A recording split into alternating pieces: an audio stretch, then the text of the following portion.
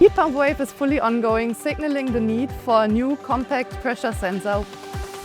From the beginning, our goal was clear. We wanted to develop a high-volume product that is competitive for our HVAC customers.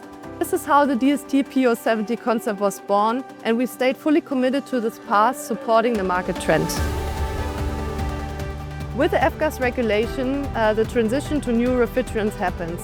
In line with our customers updating their systems, we saw a strong need of a new sensor technology and a high-volume supply. We gathered customer feedback and tested our samples against their design requirements, aligning our design decisions with their needs.